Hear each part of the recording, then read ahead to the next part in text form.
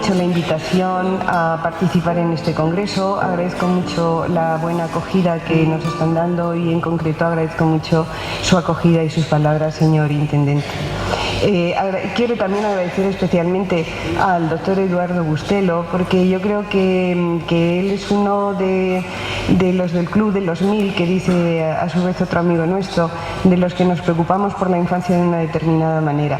Y él se ve que tenía mucho interés en que participáramos en este congreso, dándole, como ha dicho el Intendente, un enfoque más multidisciplinar, pues algunos que veníamos del ámbito de la sociología, como el profesor Jens Qvortrup, que es para muchos de nosotros el padre de la sociología, de la nueva sociología de la infancia, y bueno, como soy yo misma que también he hecho trabajos en este sentido. Lo que no sabía el doctor Bustelo, el profesor Bustelo, cuando me invitó y cuando me propuso este tema, es que no solo estaba haciendo una invitación, sino que me estaba planteando un desafío. Y uno puede declinar invitaciones, pero rechazar desafíos. Una mujer madrileña no. Entonces, ¿por qué digo que es un desafío? Porque este título para mí me evoca un desarrollo psicológico. Dice, sería algo así, desde mi cultura general en psicología, pues sería algo así como: es normal y natural que los niños y adolescentes sean rebeldes. Hay que tener paciencia con esto porque no es otra cosa que una señal de autoafirmación. No hay problema porque lo mejor que tiene la infancia y la adolescencia es que se pasa con el tiempo. Entonces es cuestión de esperar y aguantar el tipo. Pero para un sociólogo la cuestión es otra. La cuestión... Que no empiece yo a hacerlo mal esto, por favor. Ya. La cuestión es preguntarse, ¿por qué rebeldía y autoafirmación? Si yo leo este título, Infancia y Adolescencia, Rebeldía y Autoafirmación, me suena como si dijera: mujer, elegancia y buen gusto; varón, valentía y arrojo; anciano, experiencia y sabiduría. Y así sucesivamente podríamos seguir. Es decir, a mí me suena a cliché, a etiqueta que se coloca con carácter previo y que luego solo se busca que sea autoconfirmada en la práctica. Y si vamos a la primera parte, infancia y adolescencia, todavía me complico más, o casi igual, porque ¿cómo es posible, ayer lo decía Jens también, considerar simultáneamente un periodo en la vida de las personas de 18 años, que con respecto a una esperanza de vida de como de 70 será poco, pero con respecto a todos los cambios que suceden en esa etapa, es un periodo enorme? ¿Cómo hablar de aplicar este cliché de la rebeldía y autoafirmación a, por ejemplo, el bebé? Cuando un bebé tira el chupete con rabia, ¿eso es rebeldía, es autoafirmación? Cuando el niño no le quiere dar el beso a la mamá cuando viene a recogerle del jardín de infancia porque le ha abandonado por la mañana, ¿es rebeldía, es autoafirmación? Cuando la niña de 10 años no quiere vestir otra cosa que los trajes de la Monster High, he visto que aquí lo hay también, y ¿eso es rebeldía, es autoafirmación? Cuando los chicos o chicas de 14 años nos enteramos de sus primeros escarceos sexuales en contra de o con... ¿Es rebeldía, es autoafirmación? Cuando los alumnos de un instituto protestan y cortan la calle, ¿es rebeldía, es autoafirmación? Pues yo no lo sé, porque yo no tengo respuestas para eso, más bien lo que tengo son preguntas. Preguntas a partir... Esto lo hago siempre mal, perdonadme. Y lo estaba leyendo todo el rato, es avance y retroceso, pero siempre lo hago mal. Perdón, ¿eh?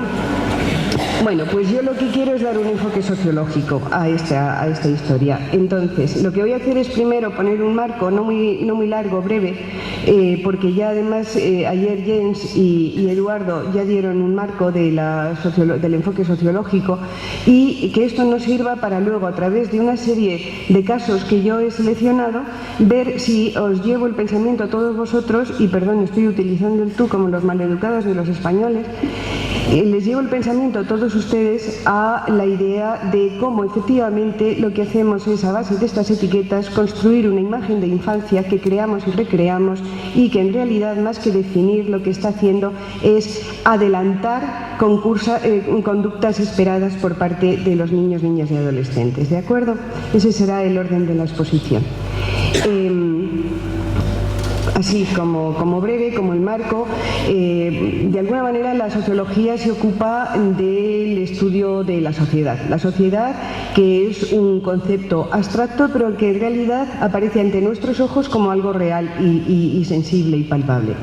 La sociología clásica trató de buscar el sentido al orden social, de definir, de encontrar las características y definir el orden social. En torno a los años 70 o principios de los 80 se produce en la sociología un giro importante que algunos han llamado el giro constructivista. En este momento no hay una unidad de enfoques, sino más bien una pluralidad de enfoques. Pero sobre todo lo que significa este giro constructivista es que la mirada ya no se pone tanto en eso, en cómo se produce el orden social, sino cómo construimos ese orden, cómo nos contamos a nosotros mismos, cómo todos juntos vamos prolongando el relato de lo que son las cosas. Entonces, en esa construcción cuenta mucho lo simbólico, y de lo simbólico lo más importante, el lenguaje. Y entonces, concretamente, por ahí es donde estoy queriendo llegar a lo que hoy vamos a tratar. El lenguaje, las palabras, rebeldía y autoafirmación están otorgando significado a cosas que por sí mismo a lo mejor podrían tener otro. Pero avancemos. ¿Cómo ha sido vista la infancia en la sociología? Pues esa pregunta se contesta muy rápidamente. La infancia y la adolescencia prácticamente han sido desconocidas tradicionalmente para la sociología. Si acaso contaban, eran principalmente como una etapa privilegiada para la socialización. En torno a la socialización es donde, digamos, la infancia y la adolescencia cobran protagonismo, de dos maneras, porque la infancia se considera el momento ideal para introducir en los seres humanos las mejores pautas de conducta que ayuden a que sea un buen ciudadano, un individuo socialmente integrado, etcétera, etcétera, y dos, a la inversa, un delincuente juvenil, para decirlo rápidamente, nos estaría indicando una socialización defectuosa, lo cual nos conduce a hacer una resocialización, y ahí estamos todos los de las profesiones de lo social para dedicarnos a ello, ¿vale? Este panorama cambió en torno a los años, la segunda mitad de los años 80, y ya no voy, la última vez que cito a Jens, pero con personas como Jens y otros investigadores sociales. El cambio que se produce es precisamente desde distintos, incluso entornos geográficos, desde distintas tradiciones académicas, gente que no se conocía entre sí, se pone a mirar la infancia de otra manera, y se pone a mirarla de otra manera influido obviamente por las nuevas tendencias en las ciencias sociales y concretamente en la sociología, como es lo que hablaba anteriormente del giro constructivista. No hay un solo enfoque dentro de la nueva sociología de la infancia, que ya no nos gusta llamar nueva porque ya tiene más de 20 años, sino más bien más ampliamente estudios sociales de infancia.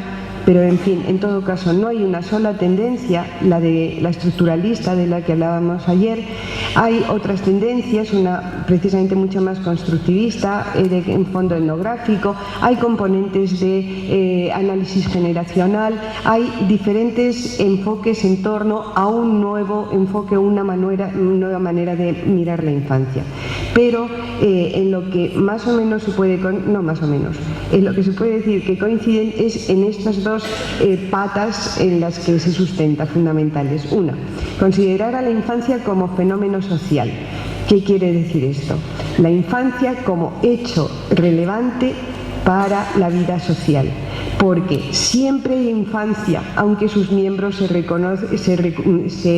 renueven constantemente. Es la idea de considerar la estructura social como un edificio en construcción, donde siempre hay un espacio que va a ser la habitación, espacio que va a ser el baño, espacio que va a ser la cocina. El espacio de la infancia siempre está en la estructura social. Los que pasan por la infancia son diferentes seres sociales, seres humanos que se van renovando y se van sucediendo. Pero lo que sucede es que ese espacio que hemos definido, ese espacio en la estructura social, está socialmente definido y señala la manera de ser niño o ser adolescente o ser niña en un momento histórico y en un contexto determinado. Espero haberme explicado bien de este concepto que es como fundamental para nosotros. El segundo es que los niños son actores sociales, es decir, son personas que interactúan con el resto de los seres humanos que ya se encuentran circulando por esa estructura. Y entonces, no solamente reciben, sino interactúan, es decir, aportan, recogen, reinterpretan, devuelven, de tal manera que ellos mismos son co-constructores del orden social. ¿Me he explicado? Entonces, de alguna manera, la infancia moderna, la representación que tenemos moderna de la infancia, representa una alianza entre conocimiento científico, prácticas profesionales y saber común. Explico esto muy brevemente. Efectivamente, las ciencias sociales aportan conocimiento acerca de la vida de los niños. Los profesionales, como trabajadores sociales, maestros, profesores, ponen en la práctica esos conocimientos científicos, y parte del conocimiento científico pasa también al saber común de la gente corriente. Entre todo esto es una alianza por la que damos forma a, digamos, las características de esa habitación que hemos dejado en la estructura social. La hemos pintado de verde, la hemos pintado azul, la hemos hecho más ancha, la hemos hecho más estrecha, tiene puertas que se puedan romper o tiene ventanas con barrotes. Esa construcción la hemos ido haciendo como entre todos. Bueno, pues este es, como les decía, el marco general. Y sobre él, lo que yo me he propuesto para esta mañana es elegir una serie de casos donde yo espero que quede de manifiesto cómo, de alguna manera, las representaciones de infancia y adolescencia vienen siendo construidas y reconstruidas, y fundamentalmente en tres ámbitos. ¿Veis que ya lo he hecho? Uno, en los medios de comunicación, digamos, como expresión del saber común. Otra, lo que he llamado libros de divulgación, que para mí es como un estatus intermedio entre la vulgarización del conocimiento sobre la infancia, lo común, y lo científico del conocimiento sobre la infancia. Entonces, en este momento, aquí y en todas partes, hay un montón de libros, de revistas que se dedican a decirnos cómo son los niños y cómo hay que tratar a los niños. Entonces, yo he elegido dos para decir, bueno, cómo nos están contando estos libros que son los niños. Y por último, como decía, en investigaciones sociales. Bueno, pues empezamos. Esto lo tenía yo guardado desde 2010, porque se refiere a... El título es el título de un artículo de periódico que salió en el diario El País el domingo 12 de octubre, como veis, de 2010. Lo que está recogiendo es el movimiento de los estudiantes de París con motivo de una reforma de las jubilaciones que promovía el presidente Sarkozy. Entonces, bueno, ya lo estáis leyendo, el periodista cuenta como cada mañana se reúnen antes de clase, hacen asamblea y deciden si van a parar ese día. Dice, hasta el momento todos los días han decidido que sí, y si se bloquea el instituto, y hasta el momento, dice, todos han decidido que sí. En el artículo, el periodista pregunta a algunos chicos y les dicen, hacemos esto sin que nadie nos manipule, a base de asambleas, dejamos que entren en clases solo los de primaria o algunos que tienen clases especiales, os dais cuenta, y cortamos el tráfico hasta que viene la policía. Bueno. Y lo fundamental es el otro, protestamos porque la reforma nos perjudica, nos quita trabajo o nos lo quitará, y además perjudica a nuestros padres, por eso también protestamos, por ellos. Y la foto refleja un poco eso. ¿Por qué me gusta a mí esta noticia? Primero, la forma de tratarla por parte del periodista, a mí me parece que está muy cargada de paternalismo y recoge las palabras de los chicos y las chicas en primera persona. Y luego me gusta también también mucho esta noticia porque lo que está mostrando es una solidaridad intergeneracional, pero no de abajo arriba, sino de arriba, perdón, no de arriba abajo, sino de abajo arriba. Entonces es una forma de ver a los niños pues un poco distinta de la habitual y se escapa de lo que estábamos diciendo como etiqueta, rebeldía y autoafirmación. Pero daros cuenta que incluso el propio periodista, esta foto de hecho no es del mismo artículo, esta foto es de otro artículo que tomé, porque el propio periodista, aunque la cosa le haya gustado, daros cuenta cómo utiliza, cuál es el título que le pone, así se bloquea un instituto. O sea, utiliza como gancho algo que sí que evoca en la mente de las personas lo que tenemos aquí, rebeldía, ¿vale? Y por otro lado utiliza la imagen de la chica, una vez más, la imagen de una chica monísima para atraer la atención del lector. Además, incluso una chica lleva la cara pintada un poco como en los años 60, como en el 68, con lo cual también puede atraer la atención de la gente más madura, que serán los verdaderos lectores del periódico. Bueno, ustedes podrían añadir muchísimas más comentarios a eso. Vamos a otro, de todas formas. Me ha costado mucho trabajo hacer solamente 3 transparencias de esta noticia, porque realmente fue una cosa larga que duró más de mes y medio y tuvo esa presencia en los medios de comunicación en España y mucho debate y ríos de tinta y auténticos cataratas en las redes. Se trata, y la cosa, elegí esto, ¿no? Todo empezó por un corte de tráfico. Se trata de que había unos alumnos de un instituto de secundaria de la ciudad de Valencia que en un momento determinado, como el gobierno autónomo del país valenciano estaba demorando mucho los pagos a los institutos para la cobertura de los gastos mínimos de calefacción, pero también de pizarras o de todas las cosas, decidieron también en asamblea salir todos los días un rato a última hora de clase y cortar la calle, que es una calle bastante importante en Valencia. Entonces lo llevaban haciendo más de 15 días, 20 días, pero un buen día alguien en algún sitio dijo: hasta aquí hemos llegado, que entre la poli y les disuelva a los chicos. Además de entrar la poli y disolver a los chicos, a uno le llevaron detenido.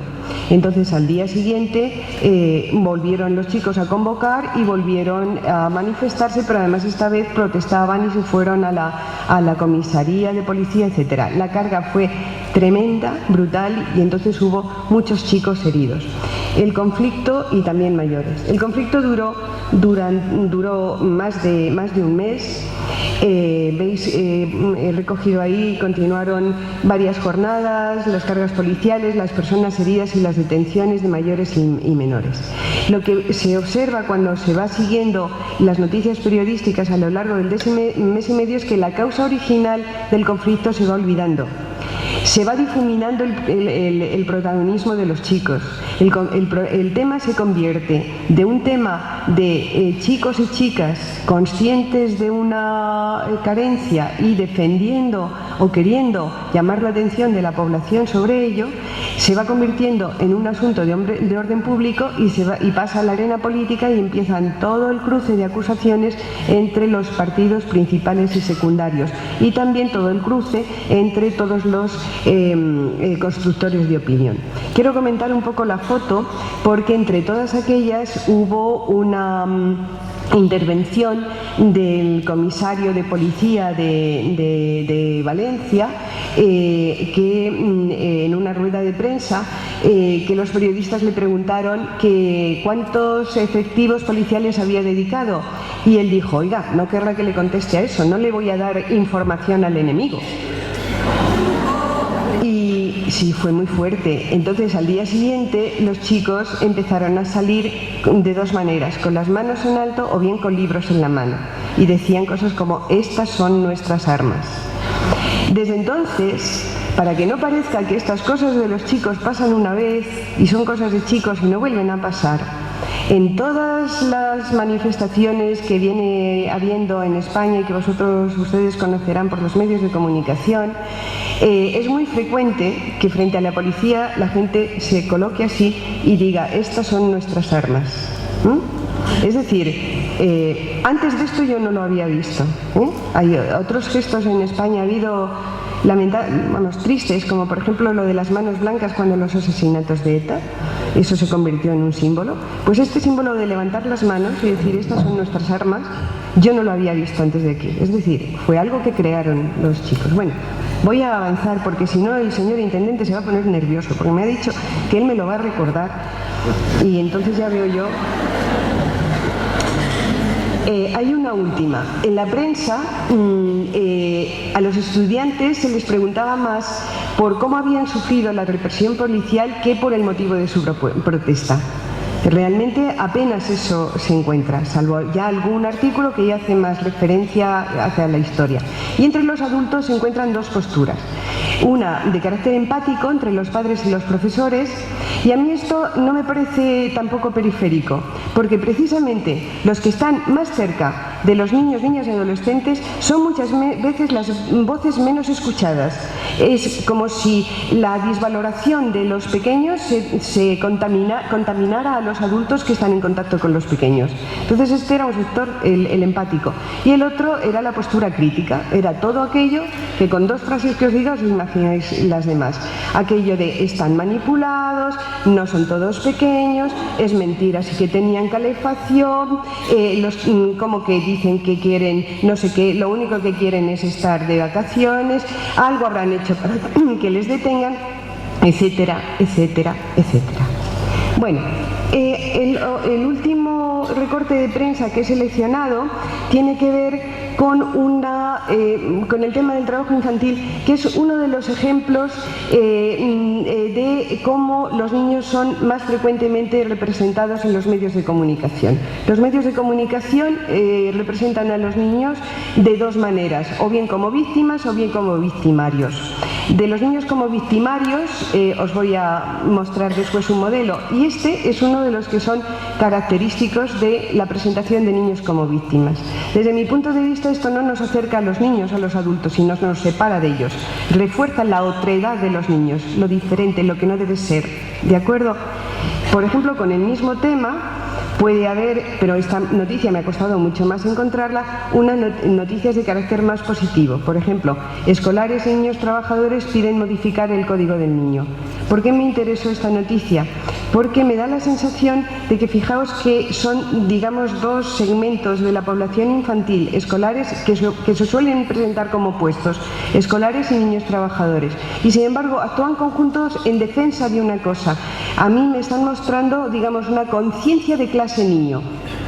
A ver si me cogéis bien esto. Igual que hay conciencia de clase trabajadora, hay niños, o puede haber la posibilidad de que los niños tengan conciencia de clase niño, que tengan conciencia de que eso que decimos, estos adultos que estamos aquí hablando de los niños a sus espaldas, decimos de ellos. Los niños son capaces, entonces son capaces, tienen conciencia, se pueden ellos sentir miembros de una clase social niño, que verdaderamente es una clase subordinada con respecto a una clase dominante que es la clase social adulta. Ya estoy yo diciendo cosas fuertes. Yo había dicho todo el tiempo, Lourdes, esta vez, por favor, muy seria, muy formal, como los nórdicos. Pero no, yo soy mediterránea. Bueno, esto es otro gremio, el de los divulgadores. Son esos libros que aparecen pues muy frecuentemente, que tratan de orientar fundamentalmente a los padres. Entonces, los que os he traído son dos. Uno, porque oí al autor por la radio no hace mucho, cuando ya estaba terminando la presentación, y me pareció una persona, digamos, amable con los niños. Estaba a favor de los chicos, a favor de los adolescentes en este caso. Y dije, como ya tengo pensado el siguiente, voy a ver este. Compré el libro y me encontré con esto, porque yo solo había oído al señor. Dice, Fernando Alberca, adolescentes, manual de instrucciones. ¿Veis cómo os reís? Si en vez de adolescentes pusiera mujeres, manual de instrucciones, diríamos, qué bien, un libro para el verano. Alguna pensaría, esto se lo envío yo a mi ex para que la próxima vez se entere. Pero no, es los adolescentes y se ve que necesitan un manual de instrucciones. Este señor es muy agradable con los adolescentes. Mira, dice, bueno, sirve para eliminar viejos esquemas, como dando respuesta a inquietudes como ¿en qué piensa y qué sienta el adolescente? ¿Por qué y cómo han de reaccionar los padres? ¿Cómo alimentar la autoestima de un hijo? ¿Cómo interpretar? De verdad que el señor tiene muy buena intención. Y dice, no, os lo estoy diciendo en serio, descubre y aprovecha la adolescencia, aprende a hacerla más fácil y disfruta de una etapa decisiva en la vida de tu hijo. Bueno, ahora tengo yo, porque veréis, eso no evita que pues se le deslicen cosas como la siguiente. Bueno, está llena de tópicos. Por ejemplo, dice, por supuesto, el adolescente es el hombre del futuro, la mujer adolescente no se sabe qué va a ser en el futuro, porque no lo dice. Esto me da mucha vergüenza. Estas cosas me dan mucha vergüenza y yo tengo la culpa. Pero fijaros esta otra, dice, el adolescente es alguien que está a medio hacer, entre niño y hombre, pero mucho más hecho que el niño. Es literal. Y le debió encantar el hallazgo porque lo repite 2 veces. Bueno, pues esto no es nada para lo que viene a continuación. Para lo que viene a continuación prácticamente hay que decir como en la tele. Las imágenes que vais a ver a continuación pueden herir vuestros sentimientos. Dice, el pequeño dictador, cuando los padres son las víctimas, del niño consentido al adolescente agresivo. Os diré que va por la 8ª edición. Yo al principio lo disculpaba porque este libro salió en 2006 y era el momento que en España se hablaba mucho del bullying, del acoso en la escuela. Y entonces, bueno, pues este señor dijo, en la actualidad hay muchos más casos de niños acosadores que los de la escuela. Y daros cuenta, si en vez de estar hablando de adolescentes o de niños, hablara de cualquier otro colectivo, yo creo que consideraríamos todo que esto que viene a continuación es insultante. Es insultante para una persona, es decir, niños consentidos, sin conciencia de los límites, que organizan la vida familiar, dan órdenes a sus padres, chantajean a todo aquel que intenta frenarlos, jóvenes que engañan, ridiculizan a sus mayores y a veces roban, adolescentes agresivos que desarrollan conductas violentas. En definitiva, hijos desafiantes que terminan imponiendo su propia ley. Y aquí vengo yo, psicólogo, y digo lo que hay que hacer con esto, que es el libro, el contenido del libro es eso. Dice, sigue diciendo él, este es un libro necesario y está pensado para los padres que son víctimas de estos pequeños o no tan pequeños tiranos, etcétera, etcétera. Pero es un libro que aterroriza a los padres. Claro, un padre ante cualquier cosa dice, Dios mío, tengo un delincuente en casa, ¿qué va a ser de mí, no?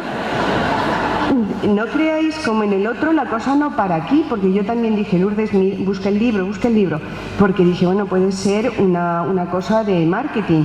Pues no, os prometo que me lo he leído, pero solo a trozos, porque es que me horroriza. Algunos títulos de capítulos.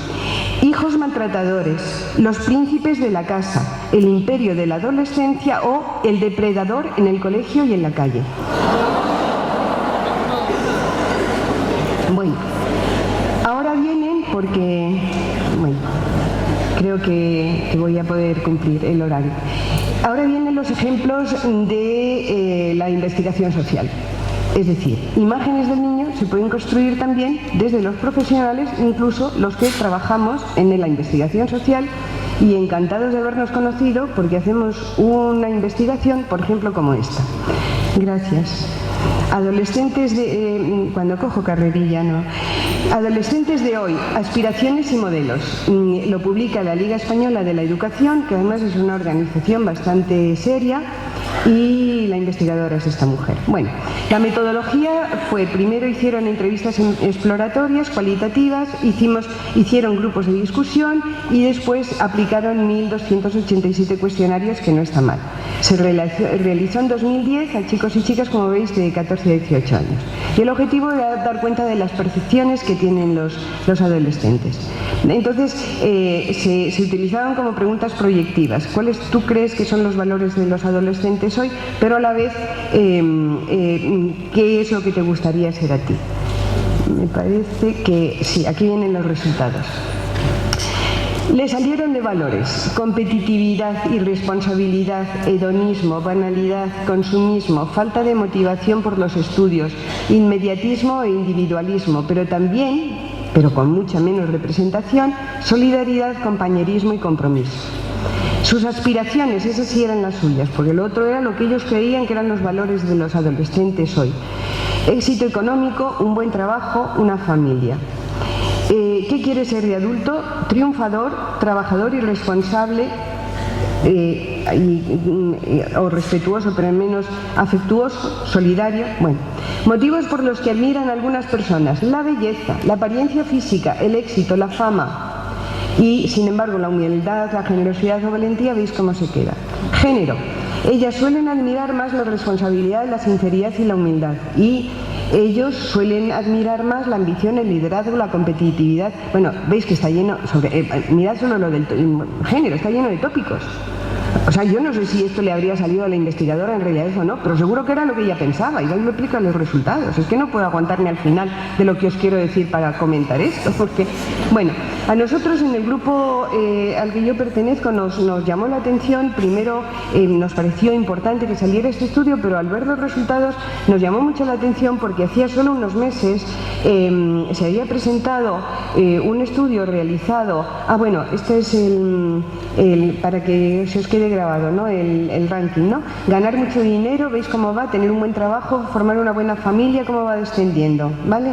Para que os lo quede un poco en mente. Bueno, unos meses antes se había presentado un estudio que había hecho la Universidad de Girona en colaboración con UNICEF y subvencionado por el Ministerio de no sé ya cómo se llama, pero de Asuntos Sociales de España, ¿eh? Y entonces los resultados allí, este era el tema de la investigación: calidad de vida y bienestar infantil subjetivo en España. Pretendía medir los niveles de bienestar subjetivo infantil y llegar a proponer un instrumento válido. Se hizo también por cuestionario, pero veis aquí es una muestra de 6.000 y tiene una representatividad a nivel nacional, porque se hizo con un muestreo aleatorio y estratificado por comunidades autónomas con esas características que veis ahí. Se hizo en fechas semejantes, lo que pasa es que el grupo de niños era un poco más pequeño. Y el compañero que empezó a comentar de esto me decía, que no es sociólogo él, decía: Lourdes, ¿puede la diferencia de edad de 2 años explicar las diferencias que vais a ver ahora en los resultados? Los resultados de este estudio, que no eran todos de valores, pero tenía una pregunta sobre valores, se les pidió que valoraran, como veis, en una escala de 0 a 10 la intensidad con la que les gustaría que a los 21 años otras personas hablaran de ellos o valoraran en ellos. La personalidad y la amabilidad fueron los más valorados y el dinero y el poder los últimos. Es decir, era justamente al revés. Era justamente al revés.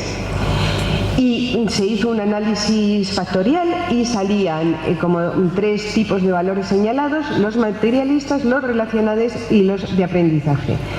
Todos ellos estaban relacionados con el bienestar subjetivo, pero los que más, los valores relacionales, los que menos, los valores materialistas. Y esto se produce en este estudio de Ferran Casas, pero confirma datos en otros y en otros. Entonces nosotros nos preguntábamos, ¿dónde está la diferencia? Os enseño los resultados de Ferran, o sea, del estudio este. De más a menos: personalidad, amabilidad, familia, relaciones personales, simpatía, capacidad de trabajo, conocimiento, solidaridad, imagen, dinero y poder. Y daros cuenta que hay diferencia entre dinero y poder y los valores fundamentales, personalidad y amabilidad. Nosotros nos preguntábamos, ¿cuál puede ser la diferencia? Pues bueno, la diferencia es por un lado metodológica, porque en la primera elige varias provincias y varios colegios, pero sin un criterio de representatividad. La diferencia es también el entrenamiento, aunque en el primero que os he enseñado hizo muchos cualitativos antes de hacer el cuantitativo, pero el entrenamiento de las personas que iban a aplicar el cuestionario o explicarlo. Pero desde mi punto de vista, la diferencia fundamental era lo que la persona que estaba haciendo el estudio llevaba aquí detrás en la cabeza.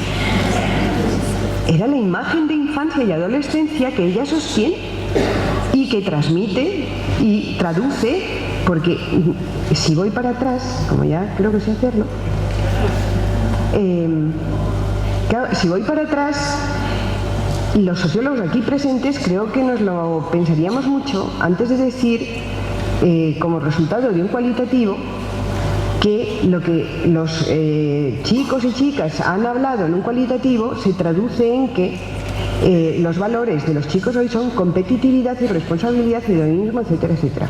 ¿Vale? Pero ¿qué pasó? De esto se hizo una presentación de la cual, y además pública y abierta, de la cual estaba la directora general de Infancias, y en su intervención se ve que la señora se quedó horrorizada.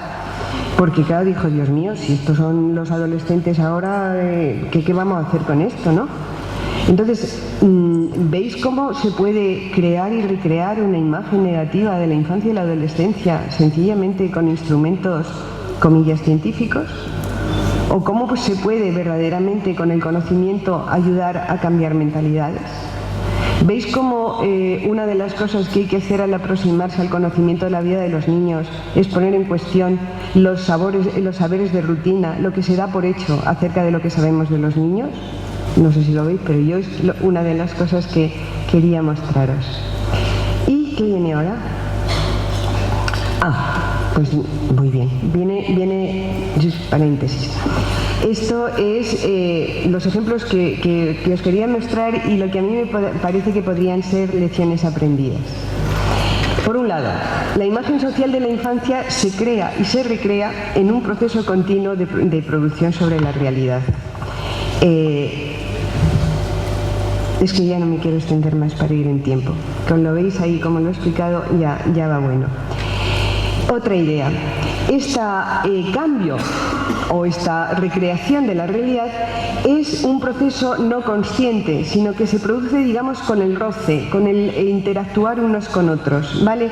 Sin embargo, sí se puede iniciar de forma intencionada. Por ejemplo, hay decisiones políticas que pueden influir en la forma de ser niño, de vivir como niño y de ser considerado como niño. Por ejemplo, bueno, aquí tenemos uno clarísimo, que es la rebaja de la edad para votar, pero hay otro, por ejemplo, decidir sobre coeducación o educación separada por sexos, como por ejemplo en España se está en este momento, se ha aceptado, después de 20 años o 25 de enseñanza de coeducación, pues ahora se está diciendo que educación separada por sexos y subvencionando, porque que la haya no pasa nada, pero que se subvencione con fondos públicos significa otra cosa. Y significa también como determinadas creencias acerca de la vida de los niños, como es que si los niños y las niñas estudian juntos, resulta que el rendimiento de las niñas disminuye o el de los chicos disminuye porque están mirando las minifaldas de las niñas, pues cobra realidad en el pensamiento de la gente, claro. Por ejemplo, otra medida política es que tenía recogidas cosas que no son directamente pensadas en los niños. La primera sí, pero por ejemplo, la existencia o alcance de mecanismos de protección social. Si existe un sistema de protección social sólido para los padres, por ejemplo, en situación de desempleo, los niños tendrán que estar menos trabajando o colaborando en la casa, quizá. Y si no, pues, en fin.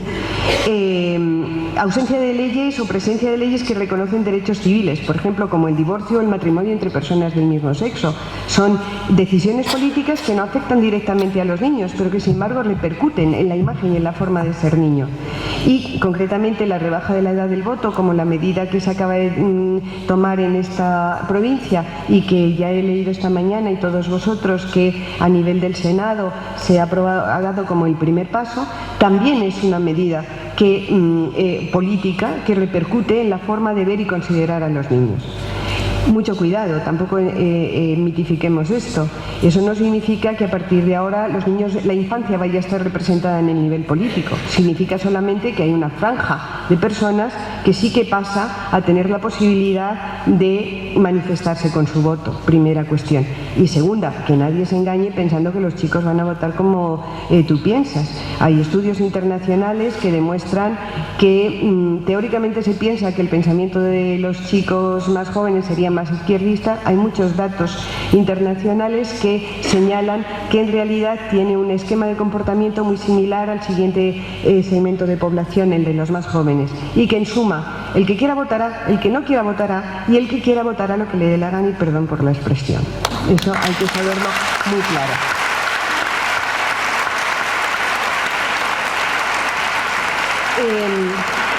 Otra de las conclusiones que podemos sacar es la idea de que existe un orden generacional y un poder adulto. Un orden generacional que señala que son los adultos productivos los que realmente tienen el poder en la sociedad, a costa de los dos segmentos de población que se sitúan a los dos extremos, que son los no adultos, los menores de edad, o los demasiado adultos, las personas más mayores. Hemos visto en los ejemplos de, digamos, solidaridad intergeneracional, y la hemos visto en los dos sentidos, de abajo arriba y de arriba abajo, Pero hemos visto también la imposición del orden generacional en otra serie de los ejemplos que hemos mirado. ¿Sería posible alterar este orden? Pues yo pienso que esa es un poco la esperanza. En la medida en que no se trata de una realidad natural que brota como las flores en el campo, sino de una realidad construida, aquella por la que nos representamos a la infancia de una determinada manera, es posible cambiar la imagen de infancia. Para ello, y cuando lo repasaba esto me acordaba de Manuel Castells, el que vosotros conocéis por la era de la informatización, etcétera. En su último libro, que no he conseguido terminar porque este señor no escribe nunca menos de 600 páginas y cuesta un poco de trabajo, pero hay una idea central que dice: para promover el cambio hay que cambiar las mentalidades, para cambiar las cosas primero hay que cambiar las mentalidades. Y en ese sentido los adultos podemos cambiar nuestra mentalidad, podemos tratar de ceder poder, podemos tratar de tener una mirada, pues por un lado más abierta y por otro lado más inclusiva de los niños. Aquí es donde debería aparecer la palabra participación, pero está tan desgastada que yo esta mañana no la quería cambiar, no la quería utilizar. Quería utilizar estas otras dos, por si ayudan a crear algo: apertura y inclusión. No exclusión de los niños en ámbitos separados, inclusión de los niños en todos los ámbitos de la vida, porque están ahí.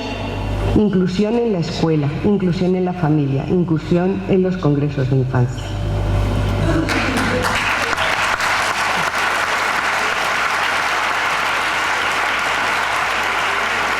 Esta actitud inclusiva interpela el pensamiento adulto dominante, es lo que os decía antes, o sea, es preguntarse: ¿esto por qué es así? ¿De dónde viene? O sea, cuestionar las cosas que se dan por hechas. Por eso un poco el casi final, porque no es el final de mi intervención, es deciros: pues yo no os he podido quizá aclarar nada. Quizá, como yo os dejo más preguntas que respuestas con respecto a la infancia, rebeldía y autoafirmación. ¿Qué infancia? La infancia de hoy, la de, como decíamos antes en el café, la de hace 15 años, la de hace 50, la infancia argentina, la infancia española, la infancia noruega, la infancia india, la infancia trabajadora, la infancia burguesa, la infancia norteamericana, la infancia... ¿Qué infancia? Otra pregunta. ¿Qué adolescencia? Por el estilo. ¿Por qué rebeldía? ¿Quién define el medidor de la rebeldía? ¿Quién lo dice? ¿Desde dónde lo dice? ¿Desde qué posición de poder? ¿Desde qué se representa como que es ser rebelde? ¿Y desde qué posición lo dice? Creo que aquí ya no hay más. Pero os podéis imaginar que pensando yo de esta manera, pues un pelín incómoda sí me siento, y lo voy a decir desde el mayor respeto al criterio de los organizadores para dejar fuera a los niños, pero un pelín incómoda sí me encuentro yo hablando sobre los niños sin los niños. Me da la sensación de estar hablando de alguien a sus espaldas, me da la sensación de una falta de honestidad.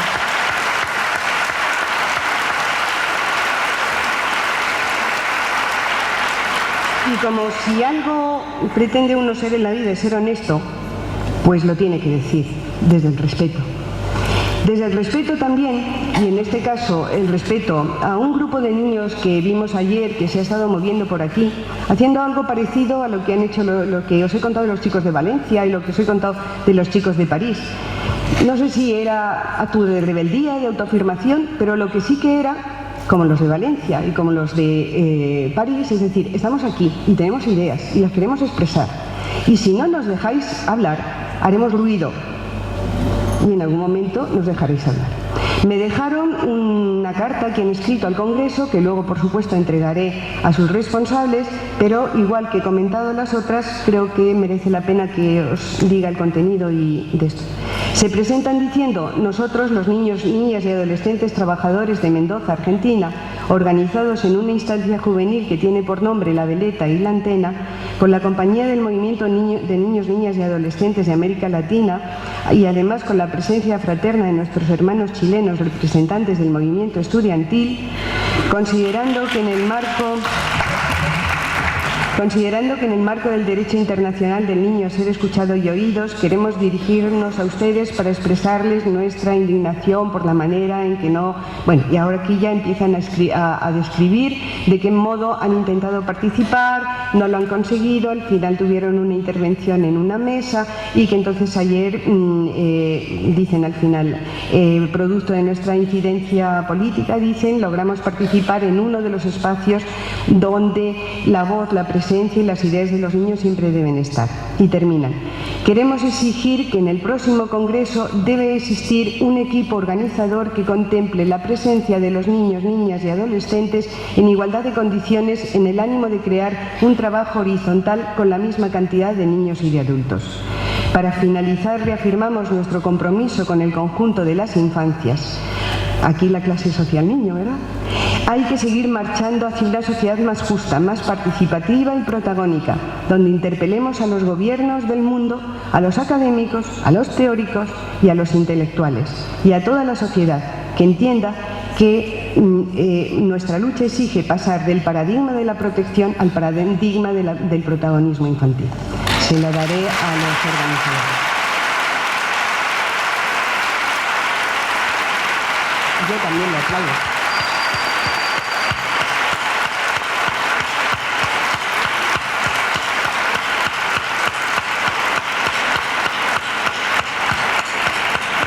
Bueno, y para terminar, pues ayer me llamó la atención que Eduardo también hablaba con Foucault, y yo también cuando estaba terminando la presentación había estado haciendo algo de Foucault y entonces la frase es como un poco enrevesadilla, pero veréis lo que a mí me decía. Me decía esa otra frase mucho más sencilla: en este mundo traidor no hay nada es verdad ni es mentira, todo es según el color del cristal con que se mira.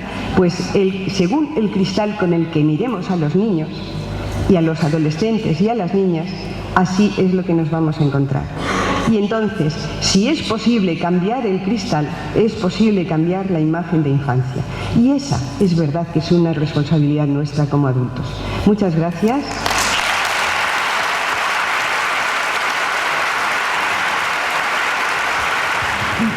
Contar rápidamente dos elementos y hacer una pregunta. Nosotros en Medellín desde el año pasado venimos adelantando una campaña, digamos en un orden simbólico, de encontrar señores y señoras con orejas verdes. Este es un poema que plantea que necesitamos tener orejas verdes para poder escuchar sincera y realmente a los niños, niñas y adolescentes.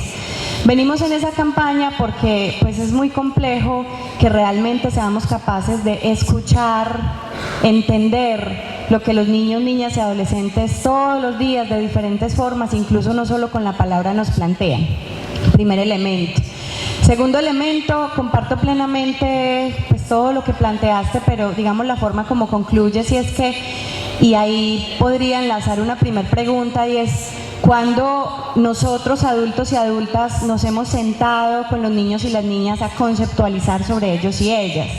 Es muy fácil decir desde qué lugar me ubico yo para leer a los niños y a las niñas de Medellín y por ende la importancia de que les tengamos en cuenta en esa conceptualización, porque dependiendo de cómo lo mire, pues de esa forma voy a interactuar y de esa forma voy a intervenir y de esa forma además voy a definir cuál es la inversión con los niños, niñas y adolescentes. Entonces yo creo que tenemos que asumir un lugar responsables como adultos y adultas, de tenerles en cuenta incluso para ver cómo es que los estamos asumiendo, cómo los estamos leyendo, cómo los estamos mirando. Mi pregunta entonces, ya con esos dos elementos, que creo que no es para ti sino para cada uno y para cada una de nosotros y nosotras las que estamos acá sentados, es si no será entonces que somos nosotros, adultos y adultas, los que en definitiva tenemos que cambiar el chip, tenemos que cambiar la forma como estamos concibiendo a la primera infancia, adolescencia, y yo le sumaría juventud y familia, porque cómo desligar, digamos, esos dos elementos, asuntos tan importantes. Entonces, ¿será que no somos nosotros, adultos y adultas, los que tenemos que cambiar el chip para que podamos realmente hablar de una transformación, de una nueva ciudadanía con nuestros niños, niñas y adolescentes? Gracias.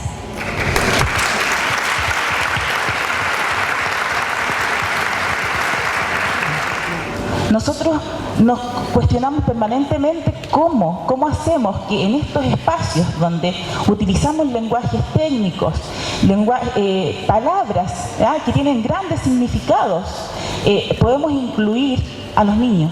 El problema es, la pregunta es el cómo lo hacemos, cómo se te ocurre a ti, una socióloga de vasta experiencia, desde el trabajo social quizás también, cómo incorporar en estos espacios de acá, no paralelos, o son paralelos los espacios que tenemos que realizar. ¿Cómo lo hacemos? ¿Cómo hacemos un congreso de niños, niñas y adolescentes con los niños, no para los niños? Esa es la pregunta. Bueno. ¿Sí? ¿Por acá?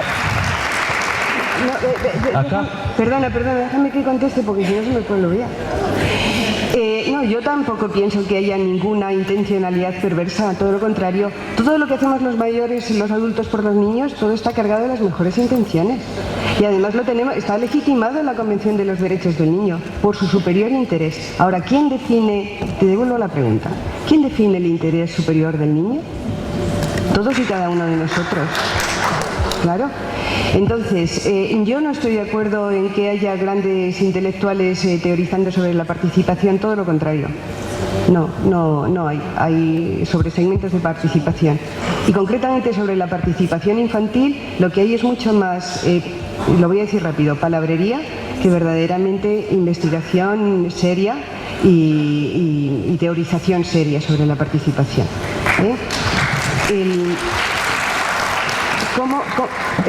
Os podía proponer que hicierais como los del 15M.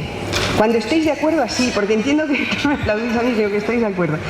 ¿Y cómo? Pues yo no tengo ni idea, yo no tengo recetas.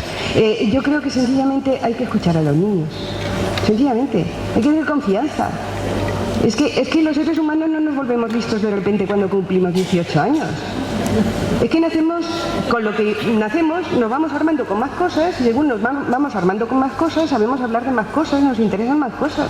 Pues sencillamente, como ella ha dicho, abrir la oreja. Yo no puedo decir otra cosa. Sí, acá. Simplemente un aporte.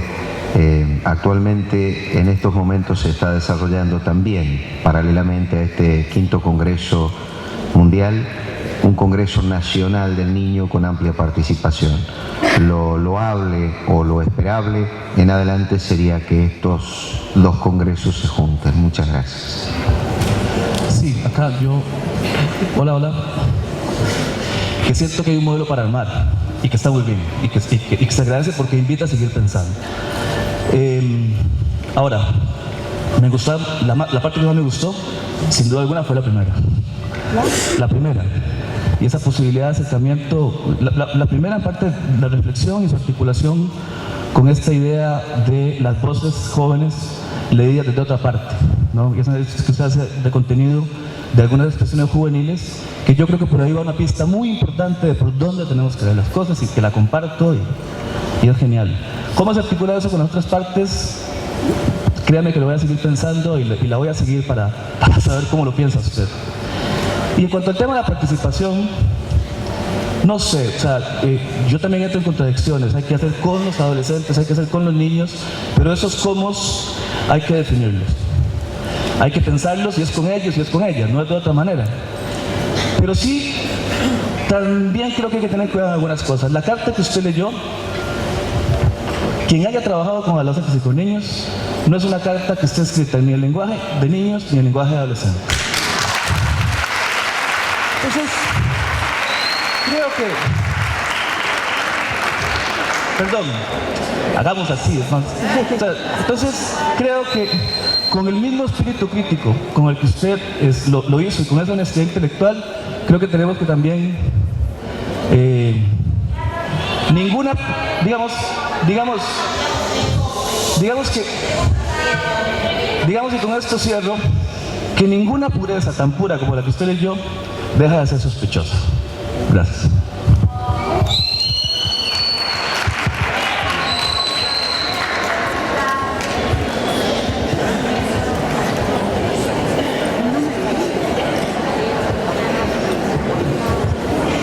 Es que, sí, muy brevemente, porque de verdad que lo que no me apetece es apostillar las reflexiones que estáis teniendo, y no hay mayor satisfacción para alguien que de verdad haya preparado con ilusión una cosa como esta, como las 3 intervenciones que ha habido hasta el momento, que me estáis diciendo, esto me llevo yo cosas para pensar, ¿eh? Pero solamente de lo que decías del final. A mí, como socióloga y como persona que también ha hecho investigación social y ha leído cosas escritas por los niños, a mí sí me parece escrito por los niños, pero por niños que están socializados o que están informados o que tienen costumbre de trabajar en talleres y en proyectos donde luego se tienen que reunir, tienen que escribir y tienen que presentar. A mí sí me suena. Y es más, desde que yo conozco este movimiento, yo no sé por qué nos asustamos tanto. Yo cuando tenía 16 años era miembro de la GE, que era la Juventud Estudiante Católica.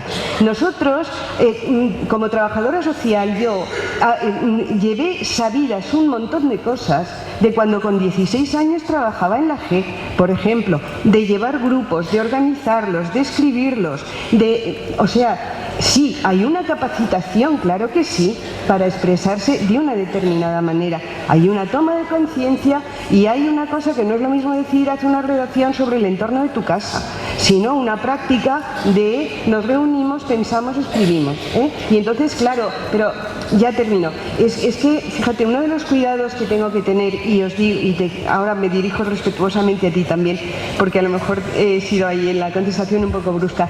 A mí me parece que sí que es difícil conseguir la participación en cosas como esta, una participación que responda a sus aspiraciones y que también a nuestros temores, ¿eh? Pero la única manera de aprender a hacerlo es haciéndolo, ¿vale? Y equivocándose. Es la única manera. Por eso te decía que no tenía respuesta, no lo sé. Vamos a ponernos a hacerlo, a ver qué pasa, ¿eh? Bueno, ya.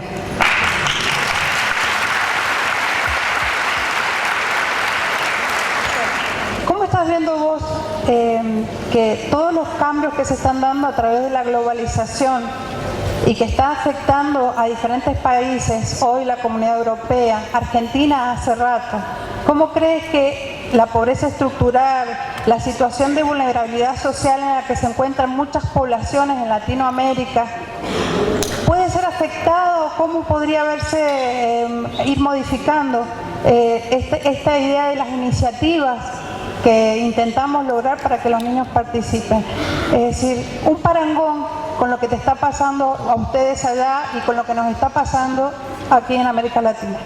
Yeah. Muchas gracias. La pregunta que planteas es como muy amplia y sobre todo si empezamos a decir globalización.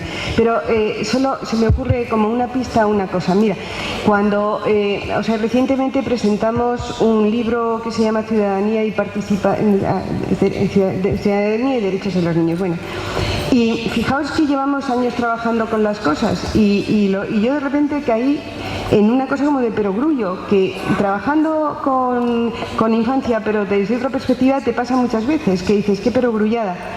Vamos a ver, los 3, ramas de derechos, protección, provisión y participación, no son independientes, están todos unidos. Vamos a ver, estamos como un poco acostumbrados a que primero la protección, luego la provisión hasta donde se llegue y lo último, como la guinda, la participación. El tema es darnos cuenta de que la participación es importante para la protección y que la participación de los niños es importante para la provisión. Entonces, no podemos, por eso mencionaba yo el tema de sistemas de provisión social, protección social que existen o no existen, es decir, sistemas de seguridad, sistemas de no sé qué. No podemos colocar una cosa detrás de la otra, tenemos que pensar que son las tres cosas. Por eso es necesario que los niños tengan voz en la política con mayúsculas, porque se están tomando decisiones hoy que les están afectando hoy, les van a afectar mañana. Vuelvo, por ejemplo, a decir, no sé, en las ayudas a familias. ¿Quién lo mencionaba ayer? Yo creo que tú no. No es lo mismo, tú lo mencionabas, perdón, Eduardo. No es lo mismo dar ayudas familiares que ayudas para el niño. Eso cambia la imagen del niño, cambia la imagen de derechos. Y entonces es el tema de participación. Además, los niños definiendo cómo. En uno de los paneles también encontré a alguien que había preguntado por las necesidades a los padres y a los niños y se encontraba que las necesidades expresadas por los niños no coincidían con las necesidades atribuidas por los padres a los niños y que los niños tenían apuntaban muchas más necesidades que se referían a las propias necesidades de los padres, como los chicos de París, de pensiones, de empleo seguro, etcétera, etcétera, y a cuestiones de su comunidad, mientras que las necesidades atribuidas por los adultos eran necesidades de alimentación, recreación, más vacaciones, libros gratis, por ejemplo. Entonces, solo se me ocurre a eso tan amplio que tú has planteado, que necesitaría un tomo y mucha más inteligencia que la mía, el pensar, oye, vamos a pensar en que no son separables los tres aspectos, que la participación no tiene que ser el adorno, la participación tiene que estar hablando de la provisión y hablando de la protección. Y fíjate tú la participación de los niños protegidos por estar en situación de desamparo, que es, bueno, no sé aquí, pero no vamos a decir nula, pero es bastante estrecha, ya. Buenas tardes, mi nombre es Brisette Berrío, tengo 18 años y vengo de Puerto Rico. Mi opinión sobre la pregunta del cómo es dándonos el espacio, brindándonos el espacio para poder participar en cosas así. Y, o sea, todos nosotros tenemos capacidades diferentes. Y respecto a lo que dijo el señor con mucho respeto, pues creo que nos está subestimando a muchos de nosotros. Porque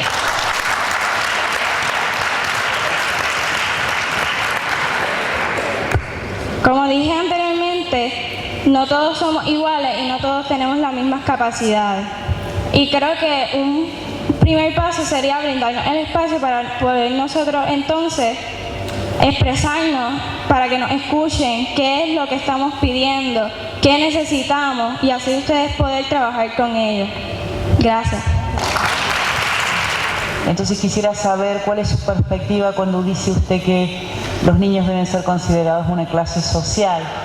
No sé desde qué lugar está tomando esa consideración como clase social, me suena muy fuerte y no sé si es necesario. Gracias. Sí, hay que tener en cuenta que cuando hablo de eso estoy hablando en un sentido simbólico y teórico, pero fundamentalmente teórico. Y lo que quiero es evocar una similitud con otro concepto teórico que es bien conocido, que es el concepto de clase. Lo que quiero decir, porque además pongo clase social niño, lo que quiero decir, y eso sí lo afirmo, es que hay una relación de poder de carácter generacional, igual que hay relación de poder de carácter basada en el género. Todo lo que las mujeres descubrieron y lucharon hace mucho tiempo, bastante de ello se podía aplicar al análisis de la situación y la posición de la infancia ahora mismo. Y entonces, en lo que vuelvo a decir, el tema de clase es, digamos, utilizar un símil para evocar rápidamente una determinada cuestión. Lo que sí afirmo, y se puede estudiar y se estudia, es que hay una relación de poder basada en un orden generacional que otorga el poder a los adultos.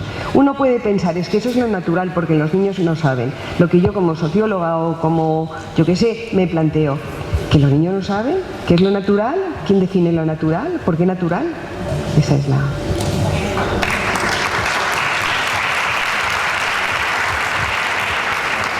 Buenas tardes ya. Bueno, quería ante todo presentarme, soy Carlos Villagrasa, vengo de la Universidad de Barcelona.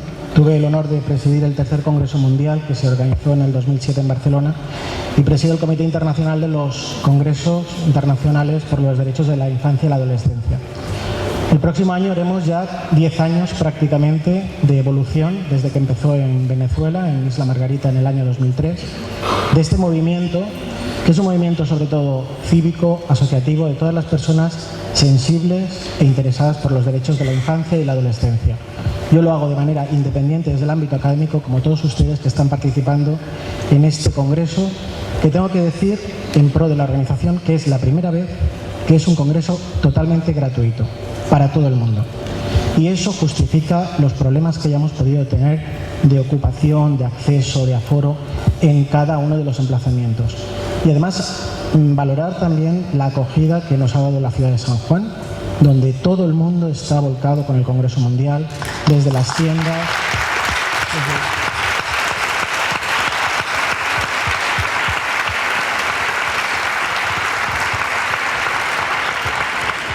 y todo eso se ha hecho por el esfuerzo de un grupo, un comité organizador que ha estado día a día dedicándole muchísimo tiempo por encima de sus trabajos, de sus posibilidades y desde luego, como decía Lourdes, a la que tengo que felicitar por su ponencia porque ha explicado muy bien, de una forma muy cercana, todo nuestro pensamiento, dedicándose a organizar este congreso que se puede hacer con el máximo rigor posible. Es un congreso distinto a los demás, sin duda. Nosotros en el año 2007 en Barcelona contamos con la participación de niños, niñas, adolescentes. En cada una de las mesas había un representante de los niños, niñas, adolescentes y aún así ellos plantearon un documento que yo les animo a que lo comprueben a través de nuestra página web, que es Tercer Congreso Mundial de Infancia.org, donde se explicaron cómo podían ser los congresos mundiales.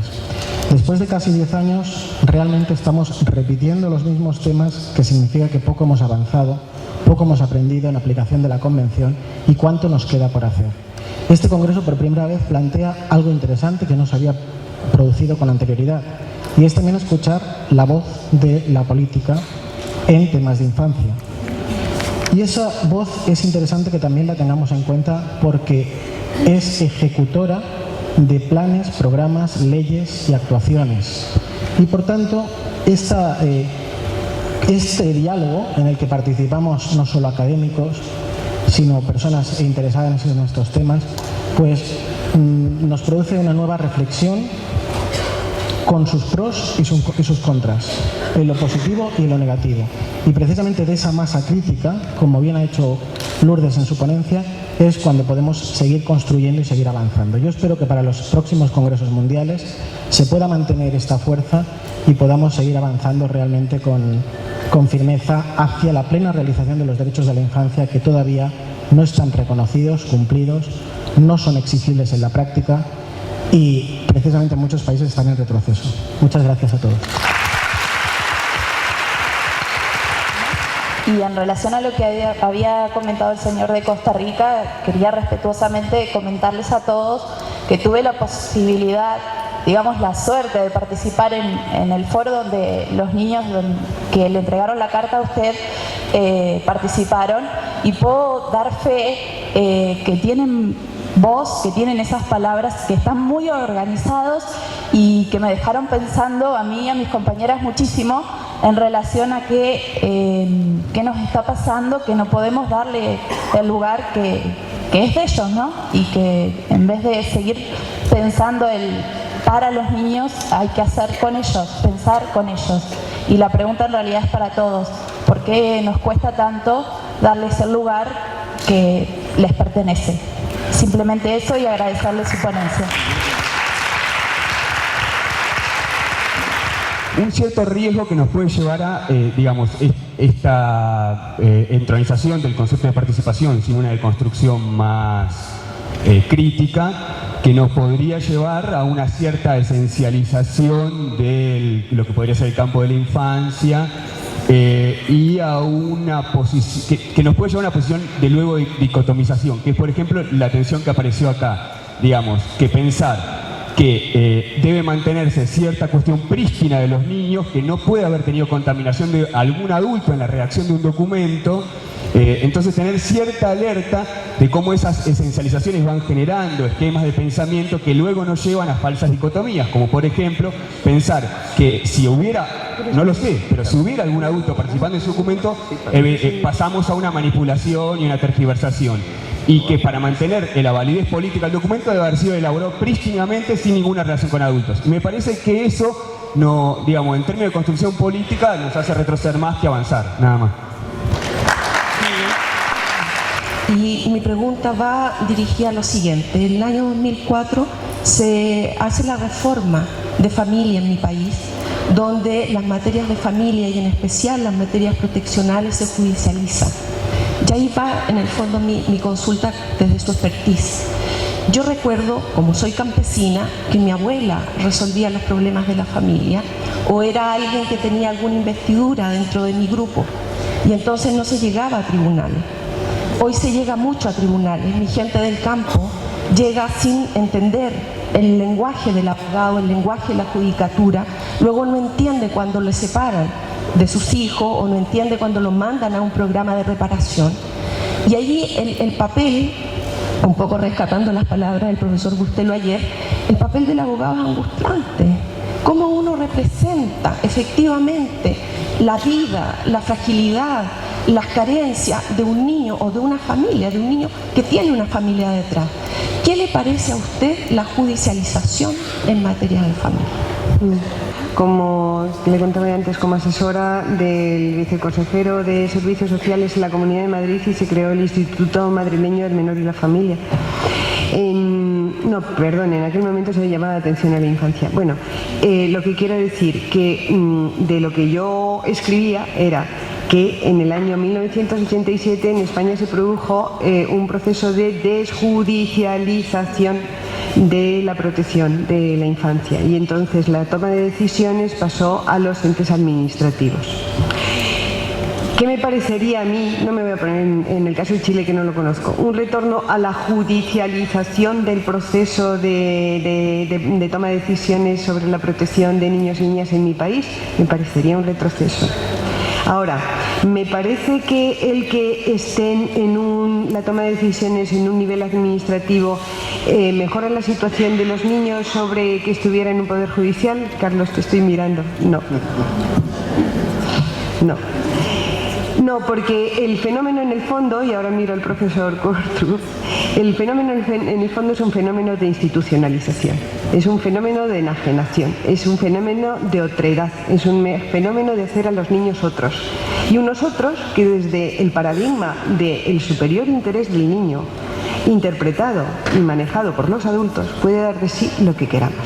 Por eso es muy importante mantener le miro ahora a Eduardo, una postura crítica, epistemológicamente, una postura crítica con respecto a nuestro propio pensamiento adulto.